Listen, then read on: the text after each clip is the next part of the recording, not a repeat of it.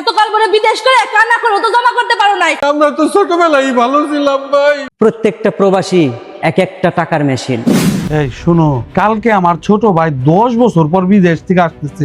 ওর খাতির যত্নের জন্য কোনো কমতি না হয়। তুমি কোনো চিন্তা করো না, ওরে কিভাবে পটায় রাখতে হয় সে কৌশল আমার জানা আছে। হ, বিদেশে ও অনেক টাকা পয়সা কামাইছে। ওর কাছ থেকে 5 লাখ টাকা নিয়ে ব্যবসাটা বড় করুম ভাবছি।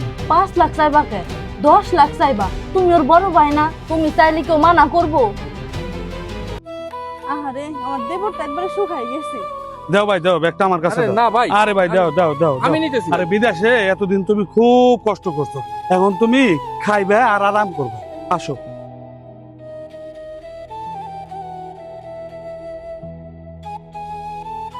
এই নেন ভাই পেয়ারা খান, আর আপনার যখন যা লাগবে শুধু আমাকে বলবেন, দেখবেন সাথে সাথে হাজির হয়ে গেছে। আর এখন আর বাইরে বেরোয়েন না, অনেক রোদ, এখানে শুয়ে রেস্ট করেন।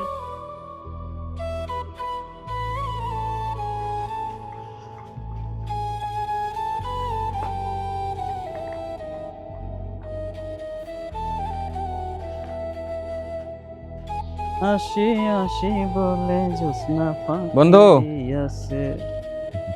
আরে দোস 7 দিন হলো বাড়ি আইসা, আজকে দেখা করার সময় এলো। ভাই আর ভাবি এমন খাতির যত্ন করতেছে, বাইরে থেকে বেরিয়ে দেয় না। কস কি? আরে ভাবি তো পাগল হয়ে যায়, কি থুয়ে কি খাওয়াইবো। আজ যদি কাকা বেঁচে থাকতো কতই না খুশি হতো। তোরে বিদেশ পাঠানোর জন্য কাকা এমন কেউ নাই যার কাছে হাত পাতে নেই। অথচ তুই বিদেশ যাওয়ার 6 মাসের মাথায় কাকা মারা গেল। তুই কি সেই সব কথা ভুলে গেছা দোস্ত? না রে দোস্ত, আমি কিছুই ভুলি নাই। বিদেশ যাওয়ার আগে তোর এই ভাবির জন্যই তোর লেখাপড়া বন্ধ হয়ে গেছিল। এত মেধাবী ছাত্র হওয়ার পরেও পড়ালেখাটা চালাইতে পারলি না। বিদেশে যাওয়ার সময় তোর এই ভাই ভাবি একটা টাকাতে তো সাহায্য করে না দোস্ত। তোর এই ভাই ভাবি শুধুমাত্র টাকার জন্য তোরে ভালোবাসা দেখাইতেছে। যদি বিশ্বাস না হয় পরীক্ষা করে দেখতে পারস।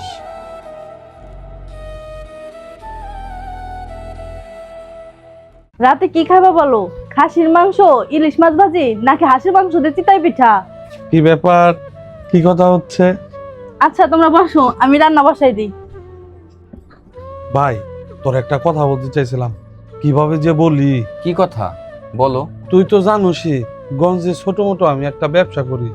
তাই আমি ভাবছি এবার ব্যবসাটা একটু বড় করব। করো, ভালো তো। আরে ভাই, মুখের কথায় তো আর ব্যবসা বড় হয় না। তুই যদি কেমনে যে কই। বলো, সমস্যা নাই। ভাই, তুই আমারে লাখ 10 টাকা দে, ব্যবসাটা বড় করি। শুধুমাত্র টাকার জন্য তোরে ভালোবাসা দেখাইতেছে। কিন্তু আরে একবারে চাইতেছি না, ব্যবসাটা বড় করে আমি তোর টাকা দিয়ে দিব। ভাই, আমার কাছে এত টাকা নাই। আচ্ছা ঠিক আছে, তাহলে 5 লাখই দে। আমার কাছে 5 লাখ টাকাও নাই। কি কস, এত বছর বিদেশ করে তোর কাছে 5 লাখ টাকা নাই, নাকি তুই টাকা দিবি না তাই ক? ভাই, তোমাদের একটা কথা বলা হয় নাই, আমি আসলে ছুটিতে আসি নাই, আমি একবারে চলে আসছি। আমার কোম্পানি বন্ধ হয়ে গেছে, আর আসার আগে আমি 1 মাস জেলে ছিলাম। আমি কোনো টাকা পয়সা নিয়ে আসতে পারিনি। কি কস তুই এইগুলা? হ ভাই, এত বছর যা টাকা পয়সা কামাইছি, ওই টাকা পয়সা দিয়া একটা ব্যবসা করতে গেছিলাম। আমার এক বিদেশি বন্ধুরে টাকা পয়সা দিছি, ও সব টাকা নিয়ে ভাইগা গেছে। পুলিশ আমারে ধইরা জেলের মধ্যে ভরে রাখছিল। আমি এখন নিঃস্ব। এই নাও গরম গরম চা খাও। আরে রাখো তোমার চা। ওর পিছনে যে এই কয়েকদিন আমি হাজার হাজার টাকা খরচ করছি, ইসিরে সব টাকা আমার বিফলে গেল। কি হয়েছে? নবাব দাদা সব টাকা পয়সা নষ্ট করে জেল খাইতে এখন আমাদের ঘরের উপর এসে উঠছে। একটা টাকা পয়সা নাই ওর কাছে। তোমার পিছে এই কয়েকদিন আমাদের হাজার হাজার টাকা নষ্ট হয়ে গেছে। আর না, বেরিয়ে যাও বাড়ি থেকে। ভাবি, টাকা নাই বলে কি আমাকে বাড়ি থেকে বের করে দিচ্ছেন? 10 মিনিটের ভিতর তোমার ব্যাগপত্র নিয়ে বাড়ি থেকে বের হয়ে যাবা বলে দিলাম। এই চলো।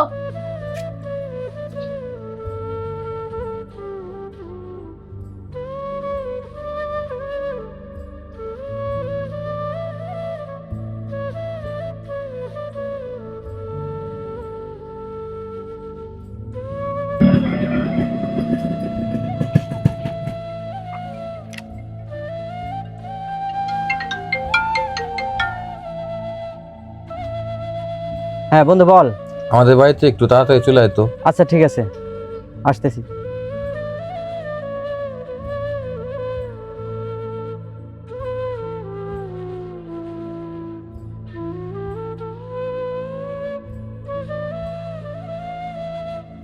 ভাই আমি চলে যাচ্ছি, আর আমি বিদেশ থেকে একবারে চলে আসি নাই, 3 মাসের ছুটিতে আসছিলাম। ভাবি তোমার মনে আছে তুমি যখন প্রথম এই বাড়িতে বউ হয়ে আসলা, সবচাইতে খুশি আমি হয়েছিলাম। আমার আপন মায়ের পেটের ভাই আজ আমার টাকা নাই শুই না আমার বাড়ি থেকে বের করে দিল। ভাই তোমার সেই ছোটবেলার কথা মনে আছে?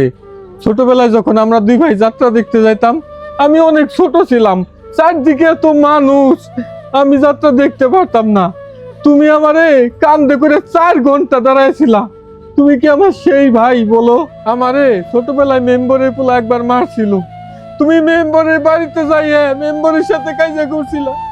তোমার মনে আছে ভাই? আমরা বড় হলাম কেন ভাই? আমরা তো ছোটবেলায় ভালো ছিলাম ভাই। আমি তো পড়াশোনায় খারাপ ছিলাম না ভাই, তুমি একটু সাহায্য করলেই আমি পড়াশোনাটা চালাই যেতে পারতাম, তুমি তা করো নাই। আমি যখন বিদেশে যাই তুমি তখন ভাবিরে নিয়ে আলাদা সংসার করো, গঞ্জে দোকান, প্রতি মাসে আলমারি শোকেস কত কিছু কিনে আনো। আমার বিদেশে যাওয়ার সময় 1টা টাকা দিয়ে তুমি সাহায্য করো নাই, ওইসব কথা আমি মনে রাখি নাই। তোমার মনে রাখলে কি আর না রাখলে কি, এতকাল পরে বিদেশ করে কানা করে তো জমা করতে পারো নাই, এখন তো আমাদের ঘরে এসে উঠছো। ভাবি, ভাই আমি কিছু কথা বলি। আসলে ও আপনাদের মন পরীক্ষা করার জন্যই বলছে ওর কাছে টাকা নাই, ও জেলে ছিল। আপনারা যে টাকার জন্য এত খাতির যত্ন করছেন এটা পরিষ্কার। প্রত্যেকটা প্রবাসী এক একটা টাকার মেশিন, টাকা শেষ হলে মেশিনের আর কোনো মূল্য থাকে না। আমি তোমাদের মিথ্যে বলছি, আর তা না হলে তোমাদের 2 জনের মুখোশটা আমার দেখা হতো না। তোমরা 2 জন আমার পিছে যে কয় টাকা খরচ করছো এই কয়দিনে, তার চেয়ে বেশি টাকা আমি তোমাদের দিয়ে যাচ্ছি।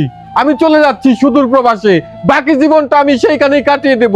এই বাড়িতে আমি আর ফিরে আসবো না। এই বাড়ির থেকে আমার কাছে ওই প্রবাসী ভালো। ভালো থেকো তোমরা।